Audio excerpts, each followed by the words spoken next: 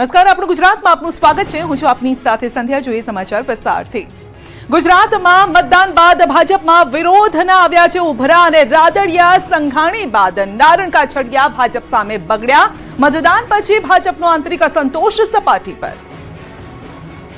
ગુજરાતમાં લોકસભાની ચૂંટણી પૂર્ણ થયા બાદ ભાજપનો આંતરિક વિખવાદ સપાટી પર આવી ગયો છે, જેની આ ત્રણ તસવીર છે. ગુરુવારે રાદડિયા દિલીપ સંઘાણી બાદ શુક્રવારે અમરેલીના પૂર્વ સાંસદ ભાજપના નેતા નારણ કાછડિયાએ ઉભરો ઠાલવ્યો. ભાજપમાં રીતસરનો ભડકો થયો છે. ભાજપે કરેલા ભરતી મેળાથી ભાજપના જ અનેક નેતાઓ અને કાર્યકર્તાઓ નારાજ થયા છે. લોકસભાની ચૂંટણીમાં તેની અસર પણ જોવા મળી હતી. ત્યારે હવે લોકસભાની ચૂંટણી પત્યા પછી ભાજપના દિગ્ગજ નેતા નારણ કાછડિયાની નારાજગી સામે આવી. અમરેલી લોકસભા બેઠક પર ભાજપના ઉમેદવારની પસંદગીને લઈ બળાપો ઠાલવતા કહ્યું હતું કે પાર્ટીએ જે સિલેક્શન કર્યું છે તે અમરેલીની 23 લાખની વસ્તી અને 17.5 લાખ મતદારોનો દ્રોહ કર્યો છે. કહ્યું જે થેન્ક યુ ન બોલી શકે એવી વ્યક્તિને પાર્ટીએ ટિકિટ આપી. આ સિવાય પણ કાછડિયાએ ભાજપના કાર્યક્રમમાં 2020 અંદાજમાં પોતાની જ પાર્ટીને ઘેરી હતી. તો નારણ કાછડિયાએ ગુજરાતના નેતૃત્વ પર સવાલ ઉઠાવી ભાજપમાં ચાલતા ભરતી મેળા મુદ્દે પ્રહાર કરતા કહ્યું કે કોંગ્રેસ અને આપમાંથી કાર્યકરો સવારે આવે અને સાંજે હોદ્દો મળી જાય છે. બીજે દિવસે કેબિનેટના મંત્રીના પદ મળી જાય, સંગઠનના પદ મળી જાય, ધારાસભ્યની ટિકિટો મળી જાય.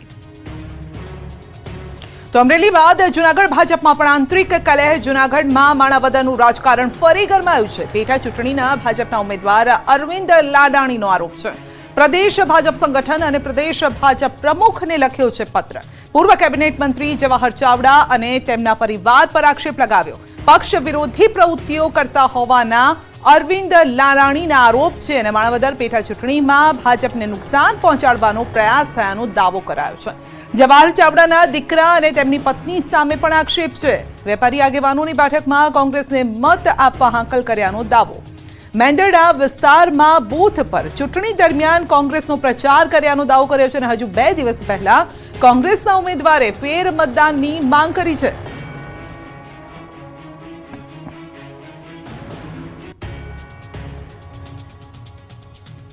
₹65,000 કરોડથી વધુનું ટર્ન ઓવર ધરાવતી સૌથી મોટી સહકારી સંસ્થા ફરી દિલીપ સંઘાણીના હાથમાં બિનહરીફ ચૂંટાયા.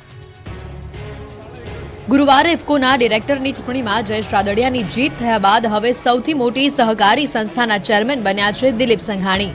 65,000 કરોડથી વધુનું ટર્નઓવર ધરાવતી ખેડૂતોની સૌથી મોટી સહકારી મંડળી ઇફકોના ચેરમેન તરીકે દિલીપ સંઘાણીની નિયુક્તિ થઈ છે.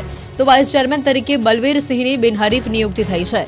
21 ડિરેક્ટરોની મળેલી બોર્ડ મિટિંગમાં સંઘાણીને ફરી એકવાર ચેરમેન તરીકે તો બલવીરસિંહને વાઇસ ચેરમેન તરીકે નિયુક્ત કરવામાં આવ્યા છે. મૂળ અમરેલીના એવા સંઘાણી ખેડૂતોની અનેક રાષ્ટ્રીય અને આંતરરાષ્ટ્રીય સંસ્થાઓ સાથે છેલ્લા 4 દશકથી જોડાયેલા છે. જયેશ રાદડિયાને જીતાડી તેમજ આજે બિનહરીફ ચેરમેન તરીકેનો જંગ જીતી સંઘાણીએ ઇફકોમાં પોતાનો ઋતબો જાળવી રાખ્યો છે. ચેરમેન તરીકેની દિલીપ સંઘાણીની આ બીજી ટર્મ હશે. આગામી 5 વર્ષ માટે સંઘાણીની ઇફકોના ચેરમેન તરીકેની નિયુક્તિ થતાં તેમના સમર્થકો અને ખાસ કરીને તેમના વતન અમરેલીમાં જશ્નનો માહોલ છે. આ બાજુ ચૂંટણીમાં હાર બાદ બિપિન પટેલે સંઘાણીને અભિનંદન સાથે ટોણો માર્યો. કહ્યું દિલીપભાઈ વિધાનસભામાં જીત્યા હોત તો આનંદ થાત. જીત્યા એ બદલ તેમને હૃદયપૂર્વકના અભિનંદન પાઠવું છું. સાથે સાથે ભારતીય જનતા પાર્ટીએ માન્ય દિલીપભાઈને વિધાનસભાની ટિકિટ આપી હતી અને એમાં જીત્યા હોત તો મને વધુ આનંદ થાત. કાળઝાળ ગરમી વચ્ચે ફરી 7 દિવસ ગુજરાત પર માવઠાનો ખતરો છે. વીજળીના કડાકા ભડાકા સાથે ખાબકશે વરસાદ. કાળઝાળ ગરમીમાં વીજળીના કડાકા ભડાકા સાથે આવશે વરસાદ. 15મી સુધી ગુજરાતમાં વરસાદની આગાહી. 7 દિવસ ક્યાં ક્યાં પડશે વરસાદ. ગુજરાત કાળઝાળ ગરમીમાં પરસેવે રેબઝેબ થઈ રહ્યું છે. લોકો ગરમીના પ્રકોપથી ત્રાહિમામ પોકારી ગયા છે. સૂર્યદેવ કોપાયમાન થયા છે ત્યારે જ હવે મે માસમાં વરસાદ ખાબકી શકે છે. ગુજરાતમાં જાણે ઋતુચક્રની ઊંધી ચાલ ચાલતી હોય તેમ મે માસમાં વરસાદની આગાહી હવામાન વિભાગે કરી છે. હવામાન વિભાગે આવતીકાલથી ગુજરાતમાં 7 દિવસ વરસાદની આગાહી કરી છે. 11 થી 15મી મે સુધી ગુજરાતમાં પ્રી મોન્સૂન એક્ટિવિટી થશે, જેના કારણે આવતીકાલથી 15મી મે સુધી ગુજરાતમાં થઈ શકે છે વરસાદ. હવામાન વિભાગના કહેવા પ્રમાણે પ્રી મોન્સૂન એક્ટિવિટીના કારણે ગુજરાતમાં વરસાદ પડશે. સૌરાષ્ટ્રમાં 4થા અને 5મા દિવસે સામાન્ય વરસાદ પડી શકે. Cyclonic circulation north east Arabian સીમા બનતા વરસાદના એંધાણ છે. ત્યારે ગુજરાતના કયા શહેરમાં ક્યારે વરસાદ પડશે જુઓ. કયા દિવસે ગુજરાતમાં ક્યાં વરસાદ પડશે તેની વાત કરીએ તો આવતીકાલે 11 મેના રોજ અરવલ્લી, મહીસાગર, પંચમહાલ, દાહોદ, છોટાઉદેપુર, નર્મદા, તાપી, ડાંગ, નવસારી, વલસાડ, દમણ, દાદરાનગર હવેલીમાં વરસાદ પડી શકે છે. 12 મેના રોજ મહીસાગર, દાહોદ, છોટાઉદેપુર, નર્મદા, સુરત, તાપી, ડાંગ, નવસારી, વલસાડ, દમણ અને દાદરાનગર હવેલીમાં વરસાદ પડી શકે છે. અને 13મીએ પણ સાબરકાંઠા, અરવલ્લી, મહીસાગર, પંચમહાલ, દાહોદ, વડોદરા, છોટાઉદેપુર, નર્મદા, ભરૂચ, સુરત, તાપી, ડાંગ, નવસારી, વલસાડ, દાદરાનગર હવેલી, દમણ, ભાવનગર, અમરેલી અને ગીર સોમનાથમાં વરસાદ પડી શકે છે. डे 1 से डे 7 तक गुजरात रीजन आइसोलेटेड प्लेसेस पे लाइट रेन होने का पूर्वानुमान दिया गया है और सौराष्ट्र रीजन की बात करेंगे तो डे 4, डे 5, डे 6 और डे 7 में सौराष्ट्र रीजन को आइसोलेटेड प्लेसेस में लाइट रेन होने का पूर्वानुमान दिया गया है. ગુજરાતમાં સૂર્યદેવ કોપાયમાન, વડોદરામાં ગરમીથી રોડ પણ ઓગળ્યા. ગુજરાતમાં ગરમીએ હાહાકાર મચાવ્યો છે. ગુજરાતના મોટાભાગના શહેરમાં તાપમાનનો પારો 42 ડિગ્રીને પાર પહોંચી ગયો છે. સૂર્યદેવ કોપાયમાન થતા લોકો તોબા પોકારી ઉઠ્યા છે. ગરમીના કારણે બપોરના સમયે રોડ સુમસામ ભાસી રહ્યા છે. ત્યારે વડોદરામાં તો એવી ગરમી પડી રહી છે કે રોડ ઓગળવા લાગ્યા. વડોદરાના ગોત્રી વિસ્તારમાં ગરમીના કારણે ડામર પીગળી ગયો. 1 મહિના પહેલા જ બનેલો રોડ ઓગળી જતા લોકોમાં રોષ ફેલાયો. રોડ પરથી નીકળવામાં લોકોને મુશ્કેલી પડી. ત્યારે સવાલ એ છે કે એવો તે કેવો રોડ બનાવ્યો કે 40 ડિગ્રીમાં પીગળી ગયો? શું રોડ બનાવવાની કામગીરીમાં ગોલમાલ થઈ? આ બાજુ અંગ દજાડથી ગરમીમાં બીમારી વકરી રહી છે. છેલ્લા 7 દિવસમાં ઇમરજન્સી કેસમાં વધારો થયો. 7 દિવસમાં અમદાવાદમાં 465 ઇમરજન્સી કેસ સામે આવ્યા. ત્યારે ગરમીના કારણે હાઈ ફીવરના 388 જેટલા, જ્યારે ઝાડા ઉલટીના 51, હીટ સ્ટ્રોકના 7 કેસ સામે આવ્યા. આ સાથે ગરમીના કારણે બેભાન થઈ જવાના 4 કેસ સામે આવ્યા. રાજ્યમાં એપ્રિલ માસમાં ગરમીના કારણે 2067 જેટલા ઇમરજન્સી કેસ નોંધાયા હતા. કેરી અને આઈસ્ક્રીમ રસિયાઓ થઈ જજો સાવધાન. ગરમીમાં ઠંડીની મજા બની ન જાય સજા. સુરતથી ભેળસેળિયો આઈસ્ક્રીમ પકડાયો. ગરમીની સિઝનમાં ઠંડી મેળવવા આઈસ્ક્રીમની મજા ક્યાંક સજા સાબિત ન થાય તે જોજો. કેમ કે સુરતમાં આઈસ્ક્રીમમાં મોટી ભેળસેળ જોવા મળી. સુરત શહેરના 10 પાર્લર પરના આઈસ્ક્રીમ ખાવા લાયક નહીં હોવાનો ઘટસ્ફોટ થયો. પાલિકાના ફૂડ વિભાગ તરફથી લેવાયેલા નમૂનાના રિપોર્ટમાં આ ખુલાસો થયો છે. પાલિકા તરફથી ગત દિવસોમાં સુરત શહેરમાં અલગ અલગ વિસ્તારોમાંથી 25 થી વધુ આઈસ્ક્રીમ વિક્રેતાઓને ત્યાંથી 29 આઈસ્ક્રીમના નમૂના લીધા હતા, જેનું ટેસ્ટિંગ લેબોરેટરીમાં કરવામાં આવ્યું હતું. 29 પૈકી 10 નમૂના ફેલ સાબિત થયા હતા. મિલ્ક ફેટની માત્રા 10% ઓછી હોવાની સાથે ટોટલ સોલિડની માત્રા પણ 36% ઓછી મળી હતી. કતારગામ, વરિયા, વરાછા સહિતના વિસ્તારોમાં પાલિકાના આરોગ્ય અને ફૂડ વિભાગના હતા દરોડા. ફૂડ વિભાગે 75 કિલો આઈસ્ક્રીમનો જથ્થાનો નાશ કર્યો. કસૂરવાર વેપારીઓ સામે ફૂડ એજ્યુકેટિંગ ઓફિસર સમક્ષ ફરિયાદ દાખલ કરવાની તજવીજ હાથ ધરાઈ છે. આ બાજુ અમદાવાદીઓ, તમે જે કેરી જોરશોરથી ખાઈ રહ્યા છો તે કાર્બાઇડ વાળી તો નથી ને? અમદાવાદમાં કાર્બાઇડ કેરીનું વેચાણ ન થાય તે માટે અમદાવાદમાં કોર્પોરેશન એક્શનમાં આવ્યું છે. એએમસીને આરોગ્ય વિભાગની ટીમે ચેકિંગ કર્યું. નરોડા ફ્રૂટ માર્કેટમાં તપાસ કરાઈ. આરોગ્યની અલગ અલગ ટીમ દ્વારા તપાસ કરવામાં આવી. 10 લાખમાં નીટની પરીક્ષામાં ચોરી કૌભાંડમાં મોટો ખુલાસો. તુષાર ભટ્ટ જ મુખ્ય આરોપી. તુષાર ભટ્ટે વિદ્યાર્થીઓ સાથે કરી હતી ડીલ. 10 લાખમાં નીટની પરીક્ષામાં ચોરી કૌભાંડ મામલે તપાસનો ધમધમાટ શરૂ થઈ ગયો છે. હજુ પોલીસ પકડથી મુખ્ય આરોપી દૂર છે. ત્યારે આ મામલે વડોદરા પોલીસ એક્શનમાં આવી. નીટ પરીક્ષામાં ચોરીકાંડમાં પોલીસે વડોદરાની રોય ઓવરસીઝ ઓફિસ સીલ કરી છે. દસ્તાવેજી કાગળો પણ પોલીસે જપ્ત કર્યા. ઓફિસ કર્મીઓના નિવેદન લેવાયા છે. રોય ઓવરસીઝના સંચાલક સામે ગુનો નોંધાયો છે. પરશુરામ રોયની એસઓજીએ કરી છે અટકાયત. પરશુરામ રોયની વડોદરા અને મુંબઈમાં કન્સલ્ટન્સી છે. રોય મેડિકલ એડમિશનનું માર્ગદર્શન આપે છે. નીટ કૌભાંડમાં રોય વિદ્યાર્થીઓના નામો મોકલાવ્યા હતા. વડોદરા એસઓજીએ પરશુરામ રોયને ગોધરા પોલીસને સોંપ્યો છે. ત્યારે સમગ્ર ઘટનાને લઈ ન્યૂઝ 18 ગુજરાતીની ટીમે રોય ઓવરસીઝની સ્થળ પર જઈ મુલાકાત લઈ વિસ્તૃત તપાસ કરી હતી. બીજી તરફ ન્યૂઝ 18 ગુજરાતીની ટીમ મુખ્ય આરોપી તુષાર ભટ્ટના નિવાસસ્થાને પહોંચી હતી. વડોદરામાં સમા વેમાલી રોડ પર આવેલ રોયલ વિંગ્સ સોસાયટીના બંગલોમાં રહે છે તુષાર ભટ્ટ. તુષાર ભટ્ટના ઘરે હાલમાં તેમના માતા પિતા, પત્ની અને બાળકો હાજર છે.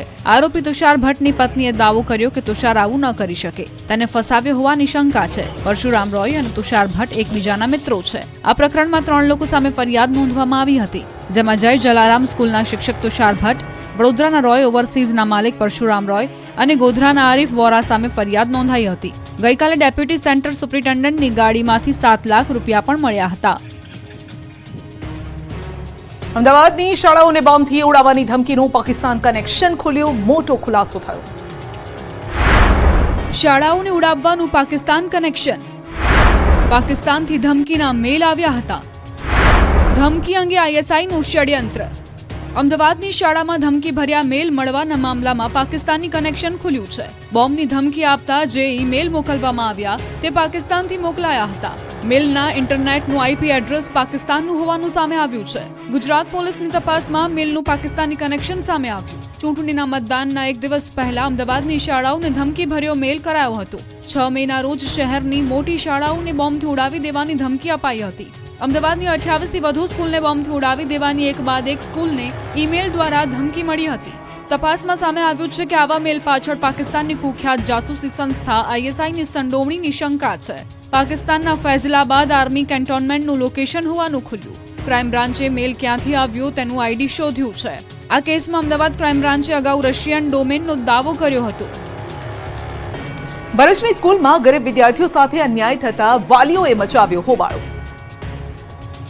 ભરૂચના નેશનલ હાઈવે નંબર 48 પર સ્થિત ઇન્ટરનેશનલ સ્કૂલમાં વિવાદ સર્જાયો. આરટીઈ અંતર્ગત પ્રવેશ મેળવેલા વિદ્યાર્થીઓને એસી વગર અને ડિજિટલ બોર્ડ વગર અભ્યાસ અપાતા વાલીઓએ હોબાળો મચાવ્યો. વાલીઓએ આરોપ લગાવ્યો કે તેમના બાળકો સાથે ભેદભાવપૂર્ણ વલણ દાખવવામાં આવે છે. રોષે ભરાયેલા વાલીઓએ ડીઈઓ કચેરી પર પહોંચી હોબાળો કર્યો. બીજી તરફ શિક્ષણ મંત્રી પ્રફુલ પાનસેરિયાએ આ ઘટનાને લઈ તપાસના આદેશ આપ્યા. તેમણે કહ્યું કે ઘટનાની તલસ્પર્શી તપાસ કર્યા બાદ જવાબદાર શિક્ષકો અને સત્તાધીશો સામે કાર્યવાહી કરાશે. પરંતુ સવાલ એ છે કે આખરે ઇન્ટરનેશનલ સ્કૂલમાં એસી નોન એસીમાં વિદ્યાર્થીઓ અને વાલીઓ સાથે ભેદભાવ કેમ? વણજોયા શુભ મુહૂર્ત. અખાત્રીજે લાખો રૂપિયાના વાહન અને સોનાની થઈ ખરીદી. લોકોએ વણજોયા શુભ મુહૂર્ત. અખાત્રીજે ફૂલ નહીં તો ફૂલની પાંખડી રૂપે સોનાની ખરીદી કરી શુભ મુહૂર્ત સાચવ્યું. આજના દિવસે સોની બજારમાં ચમક જોવા મળી. સુરતમાં અખાત્રીજ નિમિત્તે લોકો સોનાની ખરીદી કરવા સોનાના શોરૂમમાં ઉમટી પડ્યા હતા. સુરતમાં સવારથી જ્વેલર્સ અને શોરૂમમાં ખાસ તૈયારી કરાઈ હતી. જો કે સોનાની કિંમત અને આગામી દિવસમાં લગ્ન સિઝન નહીં હોવાથી સોનાનું બુકિંગ ઓછું થયું છે, પરંતુ આજના દિવસનું મહત્વ હોવાથી વેચાણ વધ્યું. આ બાજુ નવા વાહનોનું પણ ધૂમ વેચાણ થયું. સુરેન્દ્રનગર શહેરના વિઠ્ઠલ પ્રેસ રોડ પર આવેલા તમામ જ્વેલર્સના શોરૂમમાં દાગીનાની ખરીદી કરવા ગ્રાહકોની ભીડ જોવા મળી હતી. ઝાલાવાડમાં અંદાજે 3 કરોડથી વધુ સોનાના દાગીનાનું વેચાણ થયું. તો બીજી બાજુ વઢવાણ રોડ પર આવેલા કારના શોરૂમમાં મોટી સંખ્યામાં ગ્રાહકો નજરે પડ્યા હતા. અંદાજે 100થી વધુ લોકોએ કારની ખરીદી કરી હતી. અખાત્રીજના દિવસે ભગવાન જગન્નાથ, બહેન સુભદ્રા અને ભાઈ બલરામના રથનું પૂજન. 7 જુલાઈએ 147મી રથયાત્રા નીકળશે. અખાત્રીજના શુભ દિવસથી ભગવાન જગન્નાથજીની રથયાત્રાની તૈયારીઓનો શુભારંભ થયો છે. 7 જુલાઈએ અષાઢી સુદ બીજના દિવસે 147મી રથયાત્રા નીકળશે. ભગવાન જગન્નાથ નગરચર્યાએ નીકળશે. ત્યારે અમદાવાદમાં રથયાત્રા પહેલા 3 રથનું પૂજન કરવામાં આવ્યું. ભગવાન જગન્નાથ, બહેન સુભદ્રા અને ભાઈ બલરામના રથનું પૂજન કરાયું હતું. જમાલપુર જગન્નાથ મંદિરના મહંત દિલીપદાસજી મહારાજ, ટ્રસ્ટી મહેન્દ્ર ઝા અને મેયર પ્રતિભા જૈન, શહેર ભાજપ પ્રમુખ અમિત શાહ સહિત સરસપુર મંદિરના ટ્રસ્ટીઓ અને મહંતોની હાજરીમાં રથનું પૂજન કરવામાં આવ્યું હતું. વિશિષ્ટ વૈદિક મંત્રોચ્ચાર સાથે પૂજન કરવામાં આવ્યું. સંતો, મહંતો અને શ્રદ્ધાળુઓની હાજરીમાં પૂજન વિધિ સંપન્ન કરવામાં આવી હતી. ભગવાનની ચંદન યાત્રા પણ થઈ હતી. ભગવાન જગન્નાથની રથયાત્રા નીકળે તે પહેલા રથનું સમારકામ કરવામાં આવશે. આગામી સમયમાં 108 કળશમાં જળ ભરીને ભગવાનની જળયાત્રા યોજાશે. હવે 7મી જુલાઈએ ભગવાન જગન્નાથની રથયાત્રા નીકળશે. મહંત દિલીપદાસજી અને ટ્રસ્ટી મહેન્દ્ર ઝાના હસ્તે પૂજન કરાશે. આ કાર્યક્રમમાં મંદિરના તમામ સભ્યો, ટ્રસ્ટીઓ તેમજ ભક્તો ઉપસ્થિત રહેશે. જામનગરમાં ખીજડા મંદિર નવું બનશે. 400 વર્ષ બાદ અક્ષય તૃતીયાના શુભ દિવસે જીર્ણોદ્ધાર શિલાન્યાસ કરાયો.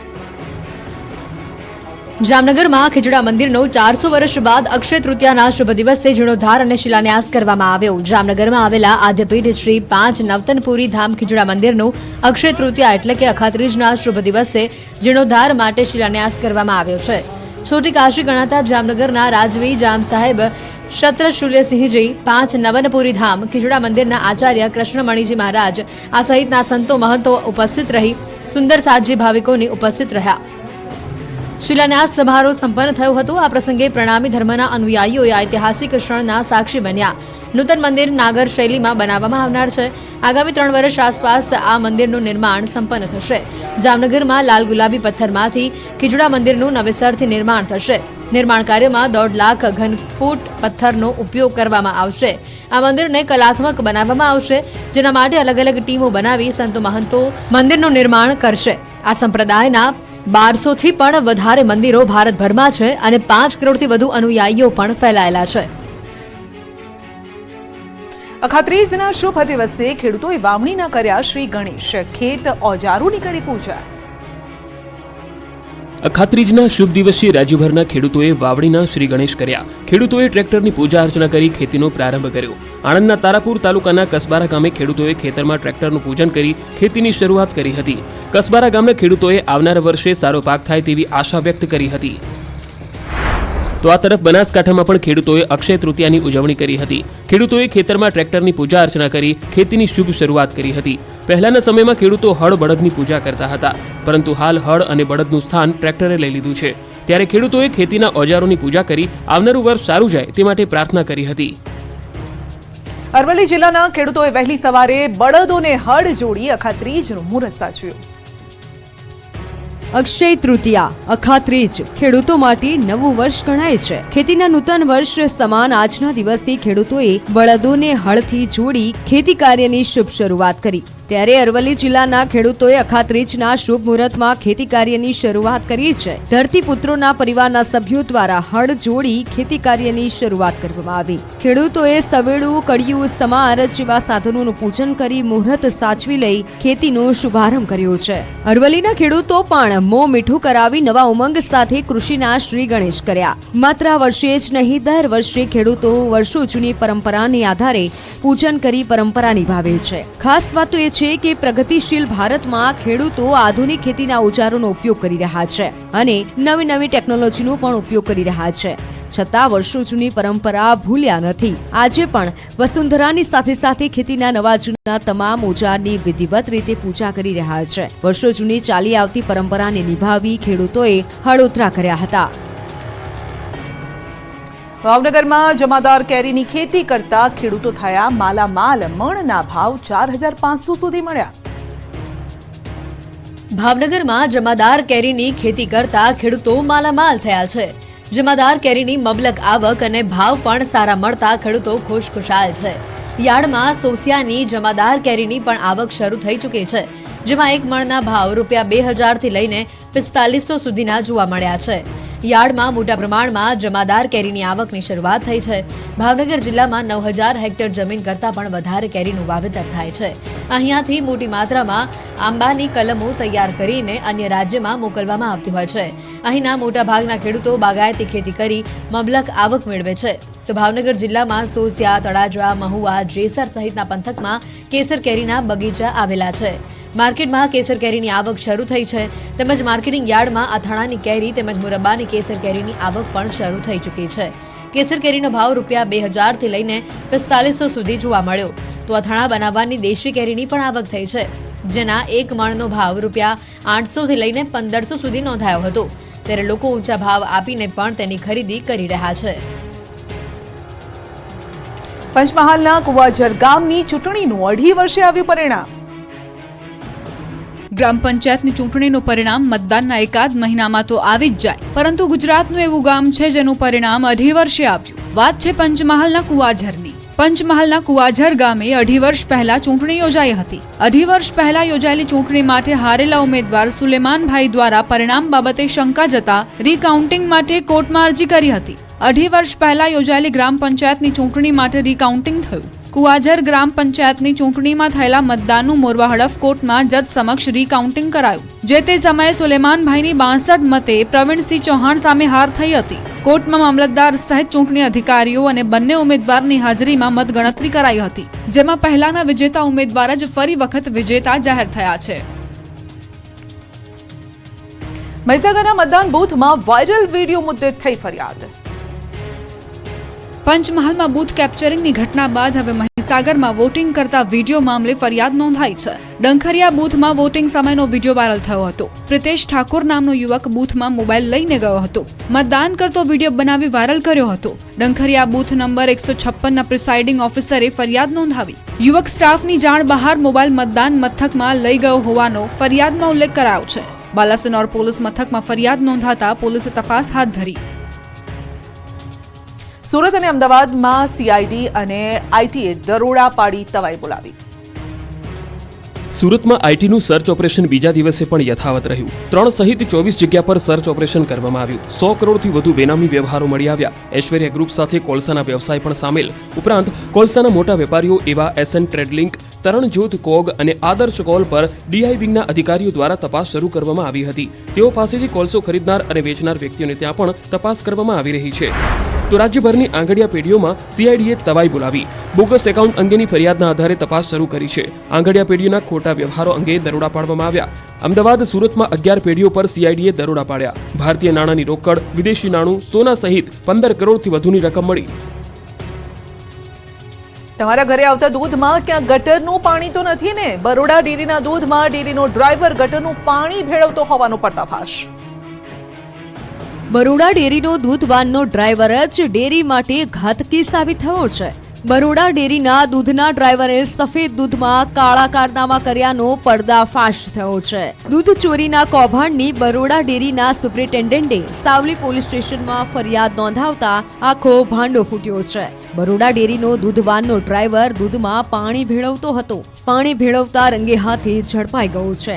822 લીટર દૂધમાંથી 72 લીટર દૂધ કાઢી લીધું હતું. આ કામ કરતા ગ્રામ્યજનોએ રંગે હાથે ઝડપ્યો હતો. દૂધમાં ગટરનું પાણી ભેળવ્યાનો ગ્રામ્યજનોએ આરોપ લગાવ્યો છે. કરચિયા ગામે ઝડપાયેલા દૂધ ચોરી કૌભાંડને લઈને હાલ તો પોલીસે ફરિયાદ નોંધી વધુ તપાસ તેજ કરી છે. ડ્રાઈવરને પકડ્યા બાદ જ હવે દૂધનું દૂધ અને પાણીનું પાણી થશે. અમદાવાદમાં વટવામાં મહિલાની હત્યા કરનારા પતિ પત્નીને આવ્યો જેલમાં જવાનો વારો. સામાન્ય બાબતે કરી હતી હત્યા. અમદાવાદના વટવામાં મહિલાની હત્યા મુદ્દે પોલીસ તપાસમાં મોટો ધડાકો થયો છે. પોલીસે હત્યા કેસમાં આરોપીની ધરપકડ કરી લીધી છે. જેની પૂછપરછ કરતા સામે આવ્યું છે કે વટવામાં ભાડે રાખેલા શેડને ખાલી કર્યા બાદ ડિપોઝિટ પરત લેવા ગયેલા ભાડુઆત સાથે તકરાર કરી હતી. શેડ માલિકે તલવારથી હુમલો કરતા ભાડુઆતની પત્નીનું મોત થયું હતું. વટવામાં રહેતા નિમેશ રાઠોડે મારુતિ એસ્ટેટ 2 માં આવેલા 236 નંબરના શેડને થોડા મહિનાઓ પહેલા નિર્ભયસિંહ રાઠોડ પાસેથી ભાડે રાખ્યો હતો.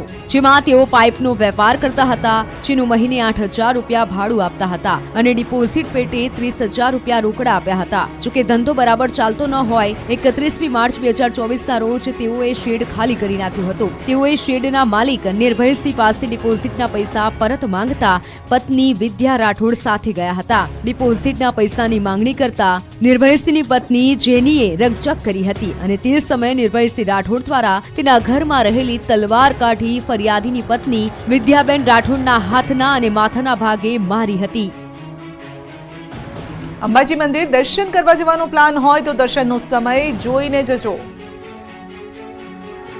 અખાત્રીજના શુભ અવસરથી યાત્રાધામ અંબાજી મંદિરના સમયમાં ફેરફાર કરવામાં આવ્યો છે. પહેલા 2 વખત આરતી થતી હતી. હવે દિવસ દરમિયાન 3 વખત આરતી કરવામાં આવશે, જેમાં બપોરે 12:30 કલાકે પણ આરતી કરવામાં આવશે. સાથે કાળઝાળ ગરમીને લઈ માતાજીને 3 વખત શણગાર કરવામાં આવશે. રાત્રે 9 સુધી મંદિર ખુલ્લું રહેશે. દેવભૂમિ દ્વારકામાં અક્ષય તૃતીયાની વિશેષ ઉજવણી કરવામાં આવી. અક્ષય તૃતીયાના પાવન પર્વ પર ભગવાન દ્વારકાધીશને ઋતુ અનુસાર ચંદનના વાઘાનો વિશેષ શૃંગાર કરવામાં આવ્યો. સતત 2 માસ સુધી દ્વારકાધીશને પરંપરાગત વસ્ત્રને બદલે ઋતુ અનુસાર ઠંડક માટે ચંદનના વાઘા અને પુષ્પ શૃંગાર કરવામાં આવશે. તો શ્રીજીને ઠંડા ભોગ એટલે કે મુરબ્બાનું અથાણું, કેરી અને અન્ય સામગ્રીથી બનાવેલ ગરમાળું, શ્રીખંડ, ખારી મગની દાળ, ચણાની મીઠી દાળ આ પ્રકારના 56 ભોગ અર્પણ કરવામાં આવશે. ઊંઝામાંથી ઝડપાઈ નકલી વરિયાળી. મહેસાણા ફૂડ વિભાગે પાડ્યા દરોડા. અંદાજે 11,850 કિલો શંકાસ્પદ જથ્થો જપ્ત કરાયો છે. 14 કિલો લીલો કલર પણ જપ્ત કરાયો છે. 11 લાખથી વધુનો જથ્થો ફૂડ વિભાગે જપ્ત કર્યો.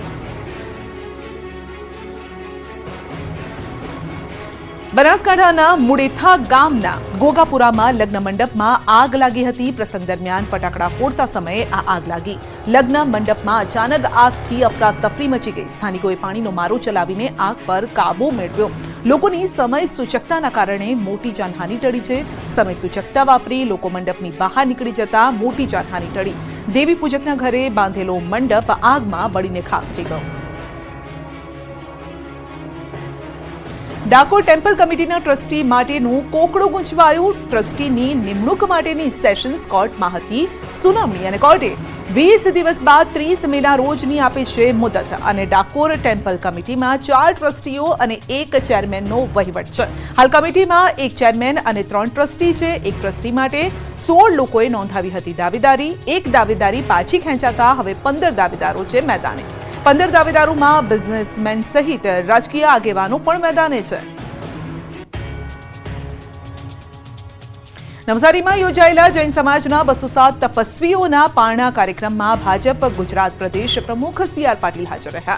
જિલ્લા ભાજપ પ્રમુખ ભુરાલાલ શાહના પત્ની અને પૌત્રીને CR પાટીલે મગનું પાણી પીવડાવી પારણા કરાવ્યા. ઉપરાંત 13 મહિનાથી તપ કરતા અન્ય તપસ્વીઓના પણ પારણા કરાવ્યા. આ પ્રસંગે CR પાટીલે આચાર્ય વિજય પ્રબોધચંદ્ર સુરીશ્વરજી મહારાજના આશીર્વાદ લીધા.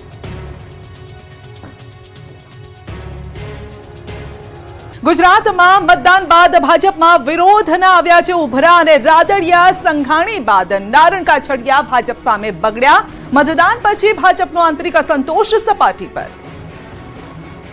ગુજરાતમાં લોકસભાની ચૂંટણી પૂર્ણ થયા બાદ ભાજપનો આંતરિક વિખવાદ સપાટી પર આવી ગયો છે, જેની આ 3 તસવીર છે. ગુરુવારે રાદડિયા દિલીપ સંઘાણી બાદ શુક્રવારે અમરેલીના પૂર્વ સાંસદ ભાજપના નેતા નારણ કાછડિયાએ ઉભરો ઠાલવ્યો. ભાજપમાં રીતસરનો ભડકો થયો છે.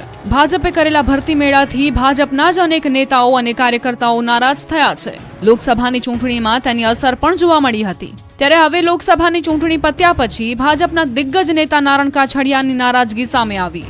અમરેલી લોકસભા બેઠક પર ભાજપના ઉમેદવારની પસંદગીને લઈ બળાપો ઠાલવતા કહ્યું હતું કે પાર્ટીએ જે સિલેક્શન કર્યું છે તે અમરેલીની 23 લાખની વસ્તી અને 17.5 લાખ મતદારોનો દ્રોહ કર્યો છે. કહ્યું જે થેન્ક યુ ન બોલી શકે એવી વ્યક્તિને પાર્ટીએ ટિકિટ આપી. આ સિવાય પણ કાછડિયાએ ભાજપના કાર્યક્રમમાં 2020 અંદાજમાં પોતાની જ પાર્ટીને ઘેરી હતી. તો નારણ કાછડિયાએ ગુજરાતના નેતૃત્વ પર સવાલ ઉઠાવી ભાજપમાં ચાલતા ભરતી મેળા મુદ્દે પ્રહાર કરતા કહ્યું કે કોંગ્રેસ અને આપમાંથી કાર્યકરો સવારે આવે અને સાંજે હોદ્દો મળી જાય છે, બીજે દિવસે કેબિનેટના મંત્રીના પદ મળી જાય, સંગઠનના પદ મળી જાય, ધારાસભ્યની ટિકિટો મળી જાય.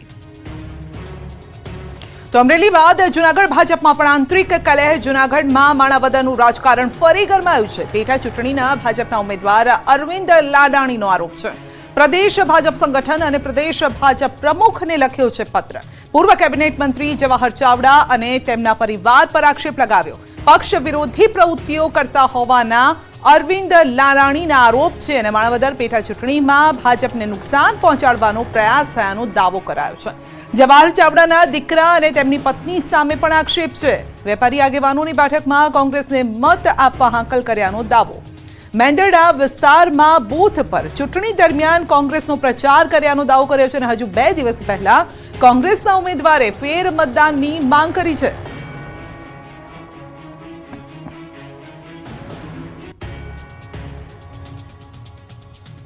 ₹65,000 કરોડથી વધુનું ટર્ન ઓવર ધરાવતી સૌથી મોટી સહકારી સંસ્થા ફરી દિલીપ સંઘાણીના હાથમાં બિનહરીફ ચૂંટાયા. ગુરુવારે ઇફકોના ડિરેક્ટરની ચૂંટણીમાં જયેશ રાદડિયાની જીત થયા બાદ હવે સૌથી મોટી સહકારી સંસ્થાના ચેરમેન બન્યા છે દિલીપ સંઘાણી. 65,000 કરોડથી વધુનું ટર્નઓવર ધરાવતી ખેડૂતોની સૌથી મોટી સહકારી મંડળી ઇફકોના ચેરમેન તરીકે દિલીપ સંઘાણીની નિયુક્તિ થઈ છે. તો વાઇસ ચેરમેન તરીકે બલવીરસિંહની બિનહરીફ નિયુક્તિ થઈ છે.